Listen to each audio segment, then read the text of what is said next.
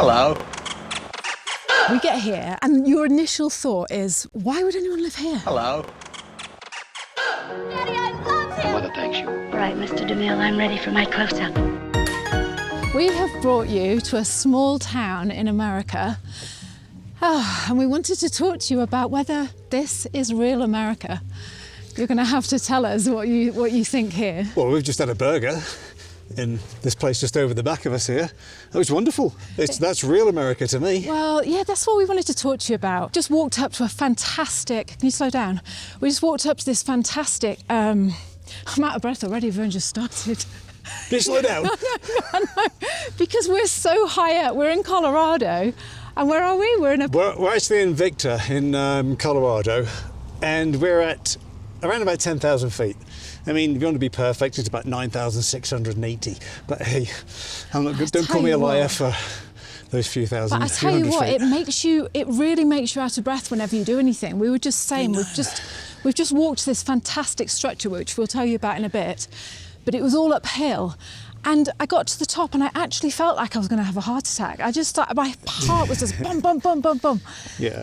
So welcome back to the podcast, Willis and Brian, husband and wife. And we've been in Colorado, America, for 6 weeks now with our 2 young adult kids. And we're about to leave. We leave in 3 days. And we wanted to talk to you about the beauty of slow travel and small towns, and whether or not, like, what makes a country a country. So people have said to us, we've done a couple of videos on America, and people have said to us, oh, that's not the real America that you're in, you need to go to X, Y, and Z. And we've been having these conversations where we've just said, what makes a country, like how can you say this is the real America? How would you describe that? What would you say, this is the real America? And the reason we wanted to talk to you about that is because we think this is. We've come here and we think this is, beyond a doubt, the most beautiful, real, down-to-earth, gorgeous experience of America that we can think to have. I know, and this particular little town, it mainly is a gold rush town. And there's a humongous mine at the back of us. And it's in between a place called Cripple Creek and Victor, where we are right now, and that's what the humongous mine is. And they obviously mine for silver and gold in those 2 mines. I mean, I don't think I've seen such a big mine as that. The slag heap, as I would call it, the rubble it looks like a mountain. It's magnificent. It is absolutely magnificent. And we've been staying in Woodland Park, which is just outside, 20 minutes up from Colorado Springs. And whenever we travel, especially as a family, well, actually not just as a family, but whenever we travel, we've done an awful lot of traveling in our time. And whenever we travel, we always tend to go to the smaller places that aren't so touristy. And we usually house sit, so that's even better because we get to really feel what it's like to be in a local community. Yeah. And we're having this conversation that, because you come to a town like this is called Victor, and you walk, we've been here about 3 times now, we just love it, we keep coming back, and it's a fantastic drive, beautiful views, a real calm feeling to the place. You know, you go in the bar and it's calm. We just went for lunch, and we had a burger, we'll tell you about that in a bit, but we went and it was calm. Everything is just easy. Calm and easy. Yep. And I don't know if it's because we're getting, we're older, or... Probably. Do you think? Are we just getting boring old farts now, Brian? Well, not really, but, we've always been hikers, Have we? Well, of course we have. We've always gone walks and picnics. Oh, yeah, walkers. That's all we ever used to do when we were young. What's the difference between a walker and a hiker? Same thing, it's just the Americans call it hiking. Sounds good when you say hiking, doesn't it? Going on, sounds like you really go over the mountains and do good stuff. In that place we just went, where the structure was, and it was saying a hike, and I'm like, to me, I was like, I'm going to be going over the mountain on a hike, and it was just a short trail. No, it wasn't. We were out of bed. We were nearly having a heart attack. We weren't going on a hike. Stop trying to make it sound easy. It was really hard, Brian. Yeah. But yeah, it's I think we're all looking for the real experience, aren't we? Wherever you go, we live in New Zealand and we talk to an awful lot of people. We've got our business is supporting people who move to New Zealand. And they always are asking us, where's the real New Zealand? Like, what's the real true experience of New Zealand? And we feel the same about coming to America. Yeah. Going back to England, going to Greece, going to Vietnam, India, all those places that we've been to, you don't really want the glam and the tourist and the busyness and the cost. You want to do, well, we do, you just want to get into the real nitty-gritty of life, just living here in America. I know, because that's the thing. You go to New Zealand, everybody normally flies into Auckland, heads down through the centre of the North Island, Taupo, Rotorua, down to Wellington, cross the ferry and down straight to Queenstown or via Christchurch or maybe Dunedin or something like that.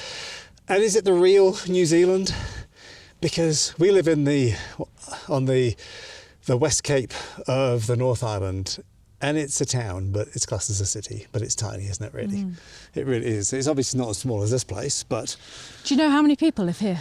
No. Guess. I don't know, 4,000 people? Not even that? Nope. I don't know, 1,500? Nope. Go on. Keep guessing. 690? No. Go on. Keep guessing. Oh, I don't know. Keep guessing. You're not saying higher or lower. You're all seeing now this, aren't you? Yeah, you're not saying higher or lower, Brian, are you? you normally get everything right. This is just... That's 4 times you've got it wrong. No, I'm not saying that, but you have to give... You have to Brian, guess. come on, You have to go way too high. No. All right, 150. 450. There we go. 450. That's what it says on the internet, anyway. Now, can you imagine? Is that Wikipedia? Yeah. Can you imagine, Bri, living... so first of all, we get here and we first turn up at Victor, and your initial thought is, where is everyone? It's a ghost town. There's no one. I mean, even now you can see there's no one around. Everyone's either, and it's a lovely day. So like, there's no one there, is there? And your initial thought is, why would anyone live here? And then you spend your time here, and you go to the bar, and you have a burger like we've just done. We've been into this cafe. We'll show you some footage of it. The woman is just super, super down to earth, just friendly. It feels like you've gone round to your auntie's. You know, you go round, she's in her jeans, nothing fancy. Burger, flipping lovely burger, wasn't it, Bri? It really was. I had the burner burger. Yeah, and I had the blue cheese one. Just meant it had jalapenos and, is it pepper jack or whatever they call it?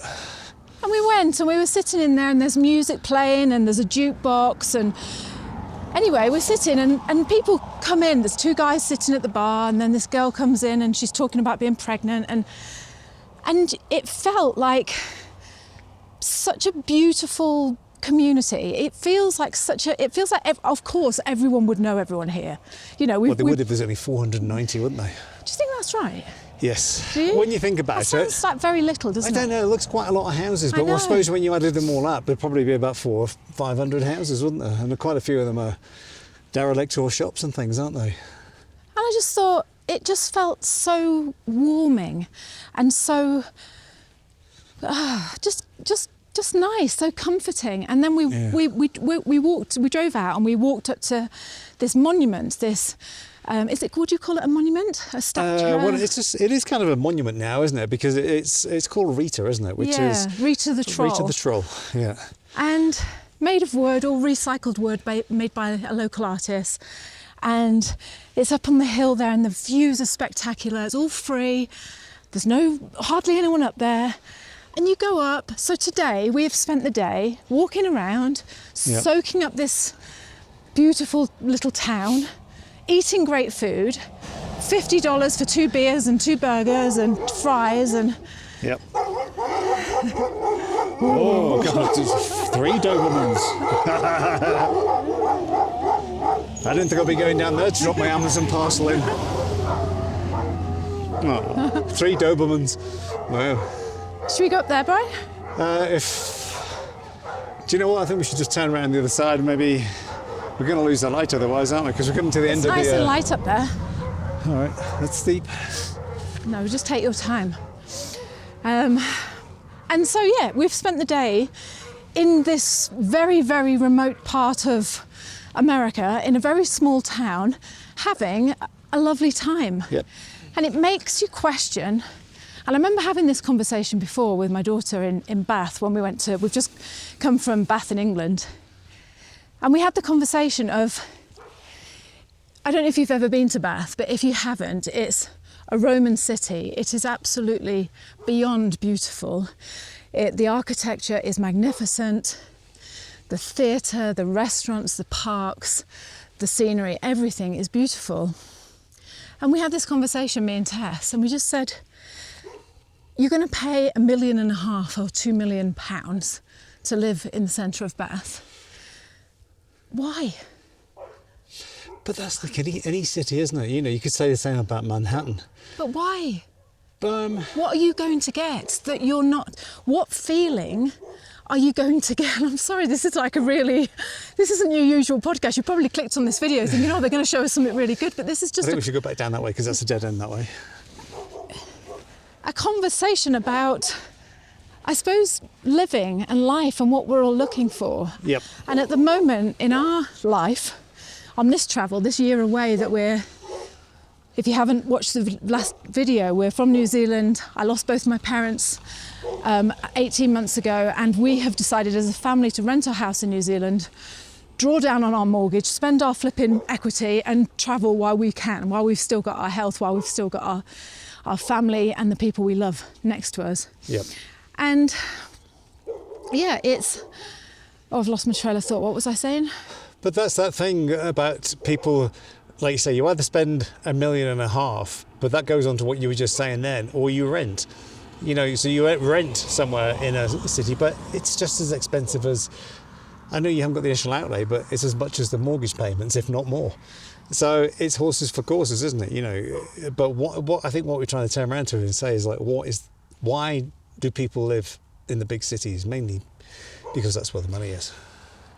Yeah, and I suppose that's what it is.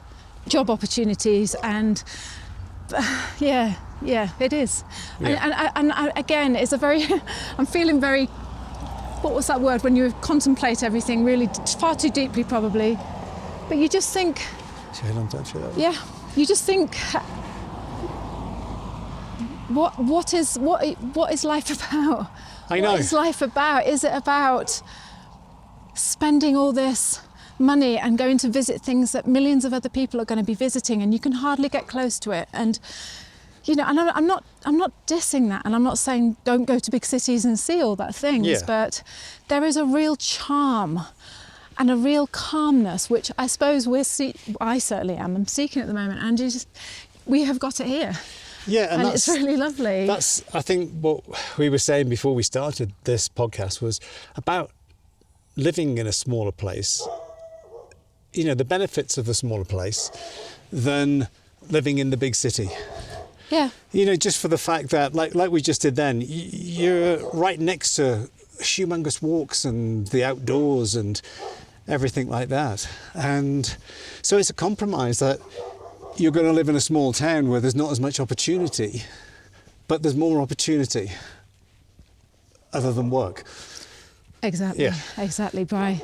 Isn't it? Yeah. You just think, and just a less stressful way of life. And you're working all this time for money that to spend on the house. No, to spend on an experience that makes you feel like we feel today. Yes, exactly. You know? Yeah. And then it's just like, well, hang on a minute, haven't you got it a bit backwards? Isn't it? Why don't you just cut out the work, hard bit, yeah.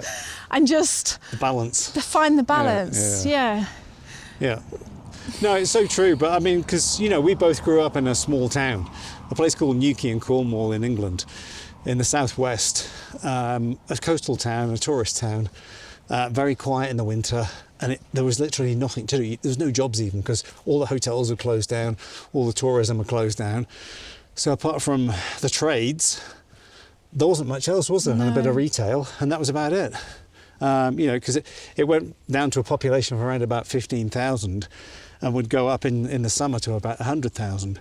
So it had the infrastructure for all those people, but there was nothing to do in the winter. No. But the great side of it was you got to enjoy the place while no one else was there, And you were all in the same boat, weren't you? Yeah, we And were. you all went out on a Thursday night and partied up and I think everything that's the else. feeling that we just got when we went into that bar just then, was you go in, and like I say, I was almost envious of the people that were coming in, and all. I remember talking about this in a pub in England, but the people that are coming in and all had that community spirit, you know, Yeah. like the lady who runs the bar down there. I'll keep pointing down because it's down there, and we went in and she's like, "Hi guys, what can I get you today?" You know, and it's just, it had this real warmth and real welcoming, gentle, real America feel, and I was just so grateful. I'm so grateful that we made the effort, instead of thinking, which is so easy to do, especially when you're traveling with young adults, because all they want to do is go out and do really good, cool stuff. Like, as you can see, they're not with us today. No. They don't want to come and see Rita. They didn't want to go see Rita the troll. It's like, what? Whatever. Yeah. And fair enough, they can do what they want, but it's just, I'm so glad that we made the effort, and you get to see the people, you get to see houses, you get to see people's gardens that they tend, their dogs that they own, just all this flipping beautifulness around us. I mean, look at it. It's I know. It's hills, mountains. It's normally as far as you covered can in see. snow at this time of year, but it's unseasonably warm in Colorado at the moment. Yeah. Because back in Cripple Creek, it's full of casinos, and there's this ice palace place there, isn't there? I know. And it's all melting. Yeah. And because it's you know, what's it at the moment? It's 8 degrees centigrade. So that's 8 degrees above freezing. And it's January, beginning of Yeah. January. And see, that's the other thing, Bri. You go to these places and you think, oh, there's going to be nothing there. Yeah. You know, what is there to do there? We need to go to the big cities. And you come, and there's like the statue of Rita, you know, Rita the troll. Yep. There's the architecture of this beautiful town. There's the nature all around you. And then, like Bri just said, in Cripple Creek, just up the road, The ice palace. the Ice Palace. And casinos. Yeah. Yeah. And even Oprah has talked about the Ice Palace. Oh, is she? I don't know if it was that one she was talking about, And here but we are at the fire station. Look, it's got glass doors and you can see the fire Yeah. engines. do you know the other thing as well? Just before, when we went up to the mine before, and by the way, you know, Bri had a slip disc. Yes. A lot of you sent lovely warm messages about that. Bri found a little way that he could loosen his back when we went up to the It was the what's it called up there? it was where the mine shaft was. Mine shaft, The- that's the it. mi- yeah, where they would bring the carts up and down full of ore or whatever it was, and an old blacksmith's hut next to it, which you can walk through. It's full of charred black wood inside, where it's from years of being a smithy, like, you know, a blacksmith. But yeah, and here's And you the swang on the bar, Oh, is yeah, what I was yes, saying. To yeah. loosen his back, he swang on the bar. And he said it really felt good on his slip yeah. disc. I just felt one of the discs just release a little bit, just because you could stretch. And you know, it's funny when you're in a house, you look for somewhere that you could hang from with your arms, like, you know. Yeah. But up by the city hall here, Liz. Yeah. And you know, it's just.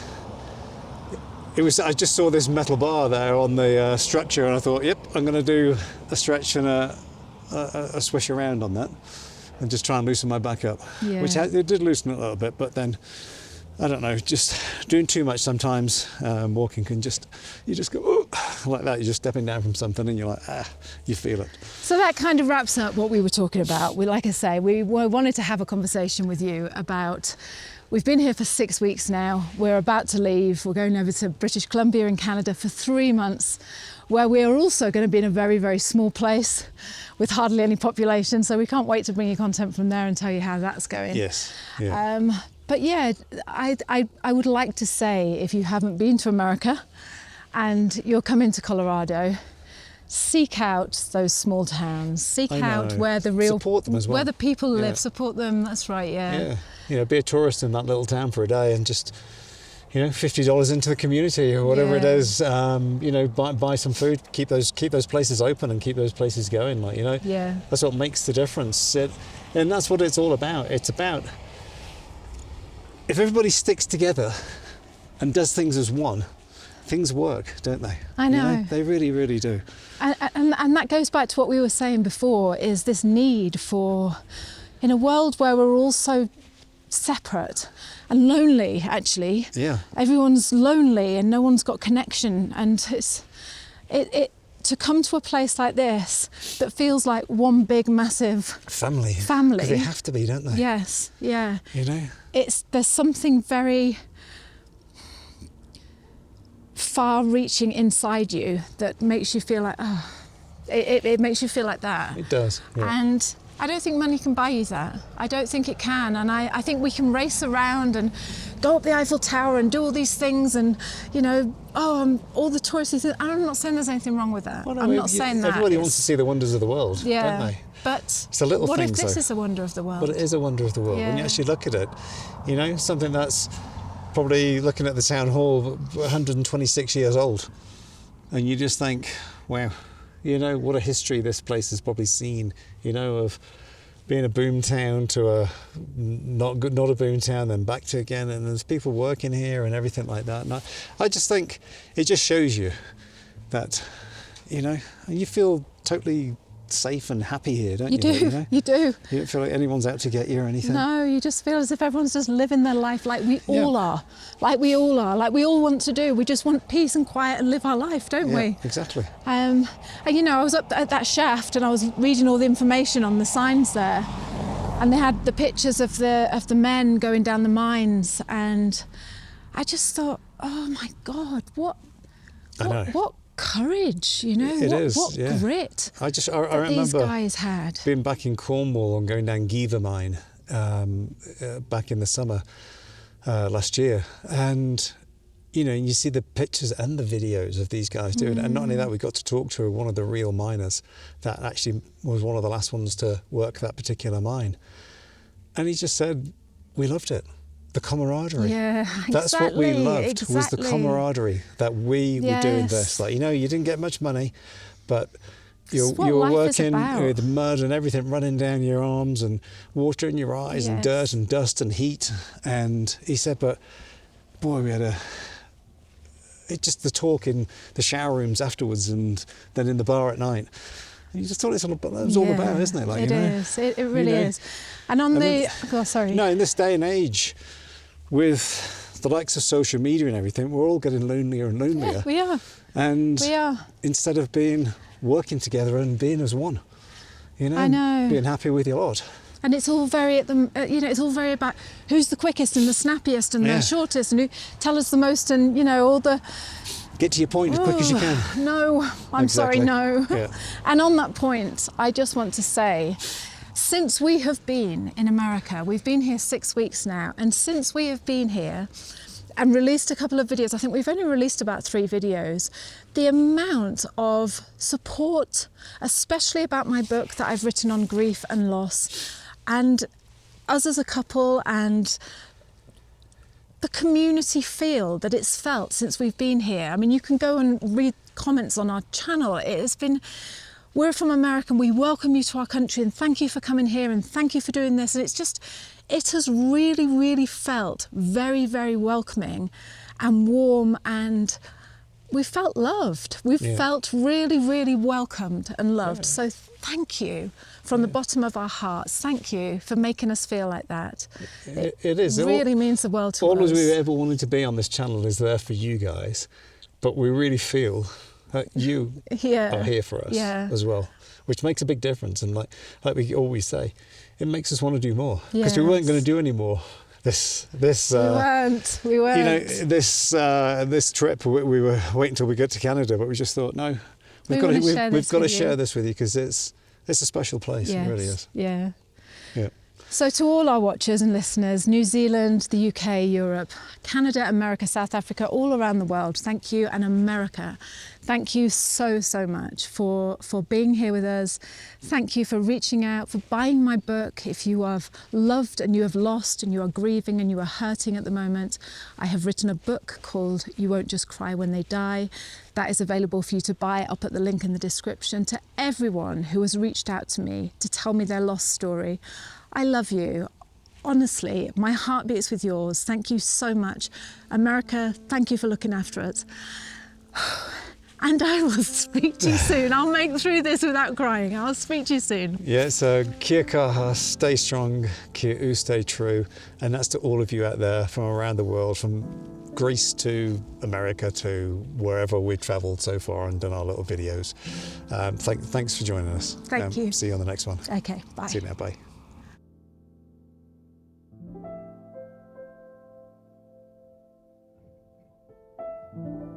If you are suffering from loss and grief, please know you are not alone. I wrote this little book to help you survive, cope, and gradually heal as the time goes by. If you're looking for a friend, some arms to wrap around you, something to make you feel like, oh, it's not just me, because it's not, then this is the book for you. To find out more about this book, you can go to www.elizabethdeacle.com. There's an audio book, an ebook, a hardback, a paperback. I see you. I see you so, so much. And this is my way of wrapping my arms around you and saying, you're not alone.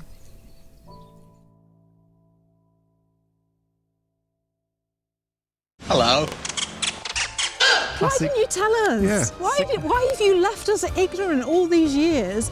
Why didn't you tell us that your country has the best thing invented in the whole world, which is... Hello. I'm on the wrong side of you. Mother thanks you. All right, Mr. DeMille, I'm ready for my close-up. Should we just start again? No.